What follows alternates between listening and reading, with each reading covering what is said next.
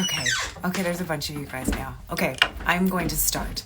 I'm going to give you a little bit of a preamble. So I'm going to read a chapter from this book. So this is The Suspect, which the episode that aired last night and is on Hulu today is this book. And so it's just so you guys realize, this was written in the mid-'80s, and that is reflected in how these characters are, how they behave. You have to know that when Cassandra and Carl go on a date, it's not with an app, it's through sending in a mail. Cassandra writes up a note that says what she's looking for, and that goes out to the newspaper, and then he responds via the newspaper, and she picks up a stack of letters and she has to go through them. And I don't know, man, I can't imagine what that would have been like. So these characters are existing in that time. And additionally, we're talking about a time where, we felt more comfortable kind of judging each other based on our weight and things like that. So that comes up a lot in this chapter. And I wanted to give you a heads up, because we wouldn't always engage in this way anymore. And Cassandra does talk about that stuff a lot. Hello, everybody. I am going to read you this chapter now. It'll take us about 10 minutes. And then the plan is that tomorrow, Fox and myself will post like a photo, and that's where we can chat about the book and about the episode itself, which I hope that, hi Dylan, which I hope that you guys you had a chance to watch. Okay, are we ready, everybody? Are you all tucked in? It is story time. Okay, chapter 7. I chose the date chapter because I didn't want to spoil anything, and a lot of this book is a why done it, not a who done it, so you kind of know who did it the whole time. So, chapter 7. If he had been the first of the men she'd met through her ad, he would have been a disappointment, but her standards had plummeted, or at least her expectations had. She believed that he was neither too young nor too old, and not ugly either. He wasn't what she would call extremely attractive, but at least he was tall enough and big, though not overweight.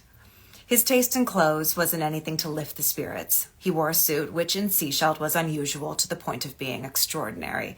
A dark gray one with a plain white shirt and a maroon tie that was much too wide. Cassandra approached him, walking briskly, holding out her hand and grinning at him.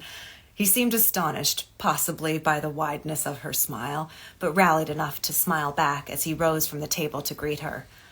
"The more nervous I am," she said to him, "the bigger I grin." "You must be Cassandra."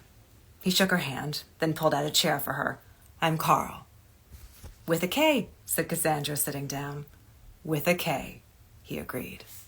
He had white gold hair, not a sign of a wave in it, and pale blue eyes, and his face was a collection of planes. She wondered if she would feel any physical attraction for him by the time the lunch was over. "You do have a Scandinavian look about you," she said. They were almost alone in the restaurant, which was a place with overgrown ferns hanging from the ceiling and a view over the water. The waitress approached, a petite young woman with a tumble of wavy auburn hair. "Hi, Cassandra," she said with a grin. "How's your life?"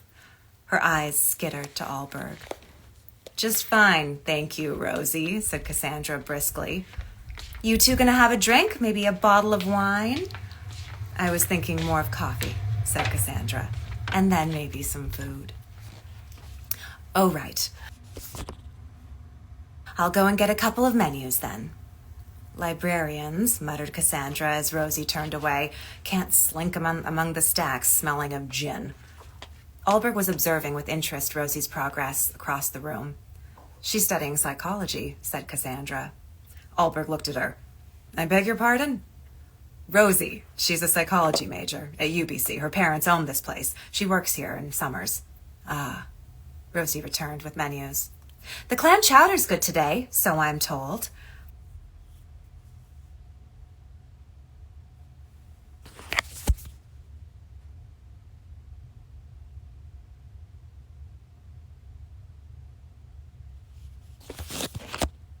"I'll have it," said Cassandra promptly, "and coffee." "Me too," said Allberg, latter as she walked away. I hate this, said Cassandra with passion. Allberg leaned forward politely. What do you hate? Having lunch? Restaurants with ferns, or meeting strangers? Meeting strangers. She took a drink of iced water, wishing it were wine. I liked your ad, he said after a while. Why? What made you like it? It had a nice sunny sound to it. Rosie returned with 2 bowls of clam chowder and a basket of rolls and butter. Have a nice lunch, you two, she said sentimentally. Cassandra stared indignantly at her back. Allberg laughed. Hey, look, he said, relax. Enjoy yourself. You never have to see me again if you don't want to. Meanwhile, he waved his spoon at her. She's right. It's good. You can tell by the smell. He closed his eyes and leaned over the soup and sniffed blissfully. I'm sorry, said Cassandra, smiling. You're right. She began to eat. Tell me about yourself, he said. I'm a librarian, here in Seashelt. That's what I meant in the ad when I said, books are my work, my comfort, and my joy. She looked at him curiously. What did you think of that? I thought you were probably a librarian. He took a spoonful of soup. Cassandra laughed. I could have been a writer or a bookbinder. You could have been, but it seemed unlikely. What else? What else? Well, let me see. She broke open a roll and buttered half of it. Then she put the roll back on her plate and her hands in her lap and spoke rapidly. I'm 41 years old, financially secure, though not much more than that. Never been married, came here from Vancouver almost 9 years ago. God, I can't believe that. I've got a mother who lives in Golden Arms and a brother who lives in Edmonton. I go back to Vancouver once a week if I can to remind me that these villages up and down the coast are not all there is. She picked up her soup spoon and the buttered roll. Golden Arms.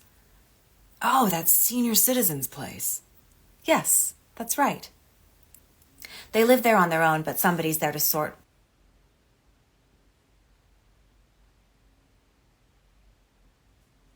of watch over them. Now you. Tell me about you. Hi, Michelle. I'm a police officer. She looked at him blankly. A police officer? A cop? Are you a Mountie? Up here you must be a Mountie. RCM police, yeah. I hate cop. A policeman. RCMP. She chewed her roll thoughtfully. I use marijuana sometimes. Nothing else, though, not for a long time. I've had a few speeding tickets, too. Well, this is obviously not going to work out. She looked up to see him smiling. She hadn't heard a smile in his voice. The smile altered her entire impression of him. There might be some exuberance in there after all. What else, she said. I mean, there's got to be more to you than just being a policeman. Not much. Well, what do you like to do, said Cassandra patiently, when you're not on duty? I think I like having lunch with librarians, he said, or dinner. It was the first thing he'd said that sounded awkward. He pushed his bowl away. Do you mind if I smoke? She shook her head, and he lit a cigarette. I don't read much. I like to go to the movies sometimes. I like to travel. I like to sail. Are you separated?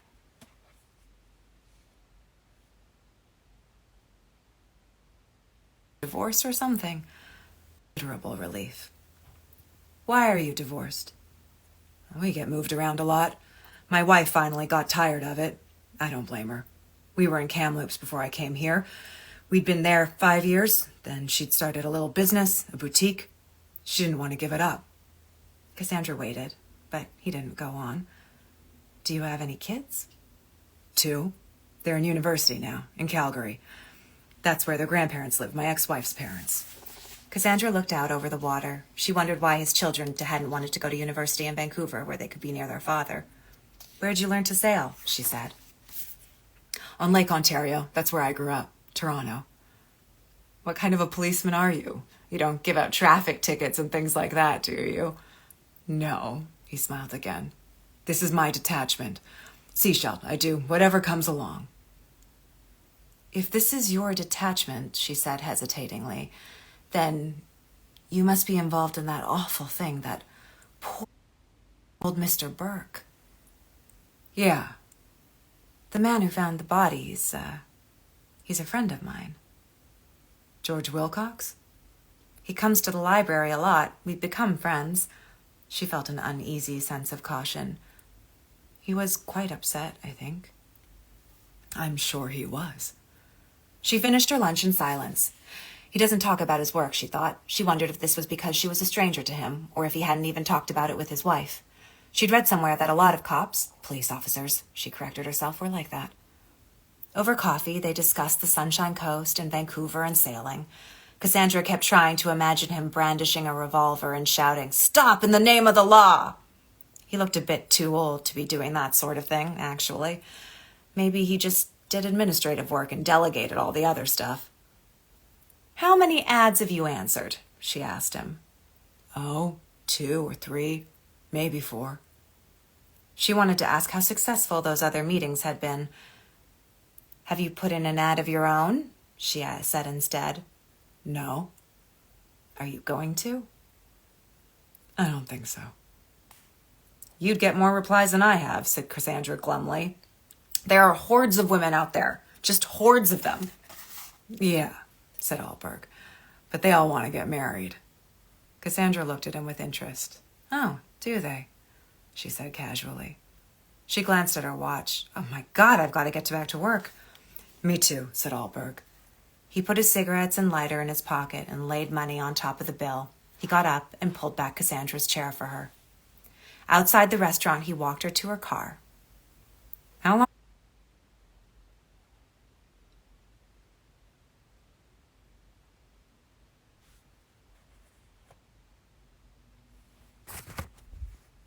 have you had this thing? He said, looking critically at the Hornet. All its life. 9 years, she put in affection. You've already made up your mind that you don't want to see me. Cassandra lowered her head to fish her sunglasses from her purse. Go ahead and call, she said carelessly. He opened the door for her. You ought to lock it, you know. I have to exercise too, and eat more salads. She climbed in and slammed the door. Thank you, said Alberg through the window. I enjoyed myself. Are you off duty? Said Cassandra. Is that why you're wearing that suit? If you don't mind my asking. I don't mind your asking. I'm going to a funeral, he said. I'll call you. She watched him drive away. She didn't know yet whether she liked him or not. She certainly didn't dislike him. She started the car. It wouldn't hurt to see him again, she thought, driving back to the library, even though she'd never been all that fond of blondes, and she'd certainly never imagined herself dating a cop, a police officer. And that is the end of the chapter. Chapter 7 is what I was reading, and that's it. I hope that was enjoyable for those of you who stayed for the entire chapter. I can stay on for just a second if anyone... chapter 7, that's correct. Thank you. Yes, now I'm just talking to people in the chat. Okay, so the plan is that I'll post this on my page, and then on my page, on my feed, and then tomorrow there will be a picture that goes up on Fox and my page, and we can have a chat about the book if you've read it, or the episode if you've seen it, and if you haven't seen it, it's on Hulu. You can watch it right now. Okay. If anyone has a question, I can answer it for like a couple minutes. If not, I'm going to say, book or TV series. What is the book? Okay, this is the book. It's called Murder in a Small Town by L.R. Wright. And it is also now a TV show for those of you who don't know, who just happened to pop onto this, onto this live and you have no idea what's going on. I haven't read all the books, but I'm going to read more of them. I didn't want to read the books and kind of get this character in my head from reading the books. I wanted to make her up from what was on the page. When's the book reading? I guess this is the book reading. I haven't read other books for Audible except for these ones. I read the Cassandra parts of these books. So I would love to do more. My next Comic-Con, we have a Smallville one coming up in October in New Jersey. So you can always come to that. Yes, I talked to lots of people from Smallville. You can watch the TV show if you're in America on Hulu. If you're in Canada, I think it's on Stack TV streaming. And then it's also on Fox on Tuesdays and on Global in Canada. How often? I'm only going to read this. The plan right now, and we'll see how this goes, is that I read tonight. I'm going to read from this one. I have a nice juicy section with George to read next week. And then, I mean, if people like it, then we maybe can do other books, but we'll play it by ear. Okay. This is so weird. I feel weird talking to myself on this thing. Anyway, thank you so much for listening to me, and I hope that you all have a wonderful night. Okay. Bye.